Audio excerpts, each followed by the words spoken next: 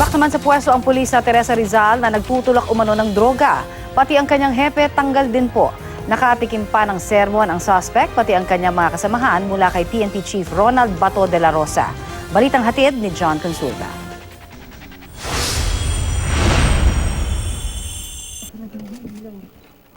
Marap ka dito, pinakausap kita.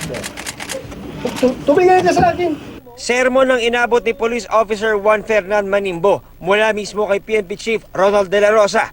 Kasunod ito na pagkakaresto sa kanya ng Rizal Provincial Police Office at ng PIDEA habang nagbabagsak di umano ng 100 gramo ng shabu sa kanyang parokyanok bago na aresto.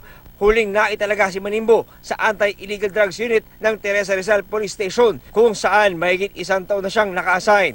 Na-inquest na si Manimbo, sisimulan na rin ng Internal Affairs Service ng PNP ang proseso sa pagsibak sa kanya sa serbisyo.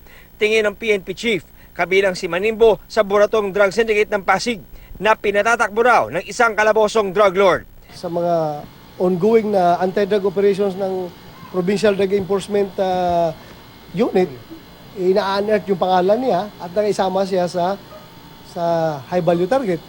Kaya nga, inoperitan. Nakiusap siya sa akin na pwede pa na mag-usap kami mamaya na walang media.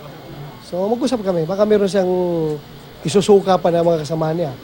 Bukod sa naarestong police pusher, sinabundin ni De La Rosa ang mga tauhan ng Teresa Police. Hindi ako magdadalawang isip na tanggalin kayo sa serbisyo kapag kayo'y na-involve sa droga. Ako, by looking at your faces, kilala ko na kung sino gumagamit ng shabu. Itinanggi ginaman ng mga kasamahang pulis ni Manimbo na alam nila ang gawain ng kanilang kabaro.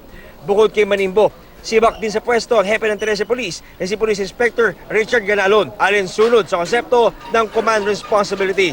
Tumanggi siya magbigay ng pahayag sa media. Patay naman matapos umanong manlaban sa mga pulis ang drug suspect na si Ariel Obejero sa Kalumpit, Bulacan. Nakalta siya. Nakalta na siya, pinutukan yung tropa namin.